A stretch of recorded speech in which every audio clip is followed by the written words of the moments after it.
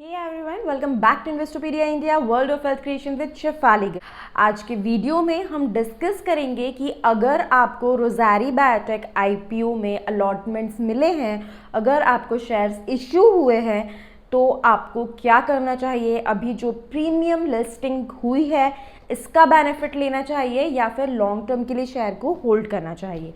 So this we would understand in this video, and to make this decision of course हम थोड़ा सा background company का समझेंगे because it's my video. तो मैं हमेशा कंपनी पे फोकस करती हूँ, तो हम पहले कंपनी का बैकग्राउंड समझेंगे और उसके बाद में मैं 3 कैटेगरी में इन्वेस्टर्स को डिवाइड करके तीनों के लिए अलग स्ट्रेटेजी बताऊंगी कि उन्हें क्या करना चाहिए। एंड आई नो आप में से बहुत सारे लोग कमेंट करेंगे कि मैम आपने ये वीडियो बहुत लेट डाला। तो मेरा कोई प्लान नहीं था ये वीडियो शूट करने का, and I am Agarwal and I was busy in Teej celebrations and yeah happy Teej to all of you. And then आप में से बहुत लोगों को क्वेरीज थी, मेरी टीम के पास बहुत कॉल्स आ रहे थे कि हमें क्या करना चाहिए। Promptly we decided that we would shoot a video and would upload it, क्योंकि कल फ्राइडे को आप लोग ताकि उस डिसीजन को आप डिसीजन लेके रात भर में and then you can implement it. Studio of course late पहुंची after Teej celebration and then फिर टीम को टाइम लगता है, they edit upload it, so I am sorry for the delay. Now let's start with the video. उसके पहले I had a few request to make. अगर channel आपने subscribe नहीं किया है तो प्लीज़ नीचे subscribe and bell button press करके इसे सब्सक्राइब कीजिए। अगर मेंबरशिप प्लान्स आपको चाहिए, आप लोग कमेंट करते हो कैसे करना है, नीचे ज्वाइन बटन डिस्क्रिप्शन में आप देखोगे वीडियो के नीचे ज्वाइन लिखा हुआ आता है, ब्लू कलर पे वाइट से लिखा हुआ है ज्वाइन। आप उस पर क्लिक करोगे तो आपको मेंबरशिप प्लान्स दिख जाएंगे जिसमें क्या पर्क्स ऑफर हो रहे हैं, क्या उसके चार्जेस हैं, आप वो देख सकते हो and then you can join in. Difficulty अगर आपको आती है, पेमेंट वगैरह नहीं हो पाता है, then you can drop in your number and my team would get back to you. इसके अलावा अगर आपको पर्सनलाइज्ड पोर्टफोलियो मैनेजमेंट सर्विसेज चाहिए तो again you can drop in your number and my team would get in touch with you. अगर आपके घर पे कुछ किड्स हैं एंड आप उनको एक educative plus entertainment kids channel दिखाना चाहते हो तो नीचे मेरी नीस का वरिधी स्टेल शो चैनल का लिंक आ रहा है, you can just go on that one, check that and अगर अच्छा लगे तो प्लीज़ इसे सब्सक्राइब कीजिए। Now let's start with the video. So सबसे पहले रोज़ारी बायोटेक आईपीओ, हम सबको पता है कि जो आईपीओ था वो 35 शेयर्स का मिनिमम बिड था और जो बिड प्राइस था that was 425 rupees. Now grey market price आपको पता होगा कि पहले लिस्ट होने के पहले ग्रे मार्केट में ट्रेड होने लगता है, तो उसमें जो इसका प्राइस जो प्रीमियम आया था वो आया था 605 रुपीज़ पर शेयर, मतलब 180 रुपीज़ प्रीमियम। बट जब ये लिस्ट हुआ दैट वाज एट 670 रुपीज़ पर share which was listed at 58% premium. और आज के दिन, लिस्टिंग के ही दिन जब ये बंद हुआ तो इसका जो मार्केट प्राइस था that was 741.65 rupees which is 75% जो प्राइस था उसके कंपेरेटिवली अगर हम देखें तो इट वाज अप बाय 75%। आपको याद होगा जब ये मैंने मेंबर्स ओनली वीडियो बनाया था, जब ये आईपीओ आ रहा था, जो इन्होंने प्राइस ऑफर किया था अपने आईपीओ में, वही इसके जो पीयर ग्रुप है, जो इसकी कॉम्पिटिटिव कंपनीज है, उसके कंपेरेटिवली हायर साइड पे माना जा रहा था and still it got listed on a premium of 58% and then उसके बाद भी इसमें गेन्स होते रहे and close at almost 75% premium.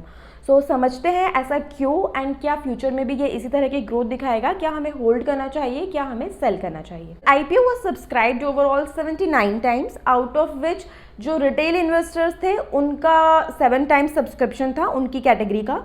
QIB and HNI के लिए ये ज़्यादा ओवर सब्सक्राइब हुआ था। QIB कैटेगरी में इन्हें मिला था 85 times subscription, where in HNI category में 204 टाइम्स सब्सक्रिप्शन मिला था। सो दिस शोज कि इंस्टीट्यूशनल इन्वेस्टर्स का इसमें इंटरेस्ट ज़्यादा है एंड जिन कंपनीज में generally promoter holding and institutional holding अच्छी होती है, फंडामेंटली कंपनी स्ट्रांग होती है, ग्रोथ पर्सपेक्टिव उनके अच्छे होते हैं। This was one of the point. अभी हम कंक्लूजन पे नहीं पहुंचे हैं। सो लेट्स अंडरस्टैंड सबसे पहले history of the company Rossari biotech. It was founded in 2003 as a partnership firm in name of Rossari labtech, एक लैबोरेटरी से स्टार्ट किया था इन्होंने, by mister Edward Melter and mister Sunil Srinivasan Chari. Later on, in year 2009, it was renamed to Rossari Biotech Limited. And currently, it has its presence in 18 countries, including India. The company is really innovative, and one example of their creativity and innovation is they have communicated their values in a very beautiful way on their site. It's on your screen. So Rossari, R stands for respect, O stands for ownership, S for safety, S for sustainability, A for agility, and R for reliability, and the last one, I for innovation. These are their values, and this is the full form of Rossari, you may say. So that was quite interesting, guys. Now coming to the business line, जो business ये लोग करते हैं, जो इनका area है जिससे इनको रेवेन्यू आते हैं, जिससे इनका ग्रोथ पोटेंशियल डिसाइड होगा या फिर इनका फ्यूचर अच्छा है या बुरा है ये डिसाइड होगा. So basically their business line is divided into 3 categories. The first one is home or personal care and performance chemicals. Second one is textile specialty, and the third one is animal health and nutrition. So in case of home, personal care and performance chemicals, सबसे पहले इन तीनों का जो bifurcation है वो मैं आपको बताऊंगी. उसके पहले मैं आपको बताना चाहती हूँ कि ये लोग बेसिकली स्पेशलिटी केमिकल्स बनाते हैं. जितनी भी कैटेगरीज है ना, इन सब में ये डिफरेंट टाइप ऑफ केमिकल्स बनाते हैं जो उस कैटेगरी के एंड प्रोडक्ट की जो क्वालिटी है एंड जो यूजेस है, यूटिलिटी है, उसको एनहांस करता है. Let's understand home, personal care and performance chemicals. इसमें they have various categories. Soaps and detergents, इसका मतलब ये कोई केमिकल बना रहे हैं जो सोप्स एंड डिटर्जेंट्स में जब ऐड किया जाता है एज एन एडिटिव, वो अल्कलिनिटी या एसिडिटी को पानी की कम करते हैं, जिससे वॉशिंग मशीन्स में जो साइड इफेक्ट होता है पानी की वजह से वो नहीं होता. We can say that ultimately they are providing their product to HUL, Colgate, companies like this, and they are the vendors or buyers for this company, right? Similarly, ink, paint, coating के लिए भी additives बनाते हैं. So they might supply their product to Asian Paints, Berger Paints. Ceramic and tiles, Kajaria. Pulp and paper, JK paper. Cement, Grasim, UltraTech. Water treatment. So see, ये जो मैं आपको companies के नाम मैंने बताया, इट्स नॉट लाइक कि ये इनके कस्टमर्स है ही, टू मेक यू अंडरस्टैंड कि उनका जो बिजनेस लाइन है वो कितना पोटेंशियल है और वो किसको अल्टीमेटली प्रोडक्ट प्रोवाइड करते हैं, किस तरह की ग्रुप्स को, वो समझाने के लिए मैंने आपको उस कैटेगरी का जो मेजर प्लेयर था उसका एक एग्जाम्पल साइट किया है. Coming to the second category, textiles speciality chemicals. So textiles में they deal in the fabrics of cotton, polyester, acrylic, wool, silk, nylon, functional finishes, denim, printing. I guess all the fabrics are covered. So all the companies like Raymond or Bombay Dyeing or say Wills Lifestyle, so all the companies who are giving you bed sheets or the clothes which you wear or the curtains, so everyone use this, right? Because it further provide finishing and the quality of fabric is enhanced. Coming to the third category, animal health and nutrition. इसमें है pet care and poultry nutrition. So as the name suggest कि जो आपके pets होते हैं, poultry animals होते हैं, उनको जो फीडिंग दिया जाता है उसमें their product is added. They are the largest manufacturer of specialty chemical of textile industry. They also manufacture disinfectants and sanitizer. So we all know this time पे सैनिटाइजर और डिसइंफेक्टेंट की जो सेल्स है वो बहुत ज़्यादा इंक्रीज हो रही है, और ये एक रीज़न है जिसकी वजह से लॉकडाउन के टाइम पे इनकी प्रोडक्शन यूनिट वाज ऑपरेशनल. ये बंद नहीं हुई थी क्योंकि असेंशियल आइटम की कैटेगरी में लाई कर रहे थे. तो इसकी वजह से इनकी जो Q1 के परफॉर्मेंस है वो बहुत ज़्यादा एडवर्सली अफेक्ट नहीं हुई, क्योंकि काम हो रहा था, चीज मैन्युफैक्चर हो रही थी, बिक रही थी. So understand, momentum was there, revenue was there. In all, they deal in 2030 products and they have 2 major manufacturing units, one in Silvassa and one in Mumbai. Coming to the financials of the company, in last 3 years, company had shown a very robust growth. CAGR increased by 42%, EBITDA increased by 57%, and net profit increased by 60%. But is everything very good for this company and should you remain invested? No. Coming to the negatives. So company is having debt. It's not debt free. The funds raised by this IPO would be used in settlement of those debts and in expansion of the company. Okay, जो PE है इसके सिर्फ peer group की comparatively ही नहीं, industry PE के comparatively भी बहुत हाई है, इट्स ओवर वैल्यूड। इसकी जो PE आरती इंडस्ट्रीज, अल्काइल अमेंस, अमल, अतुल, इन सब के कंपेरेटिवली इसका ये ओवर वैल्यूड है right now. But of course yes, इसका जो ग्रोथ पर्सपेक्टिव है वो अच्छा है।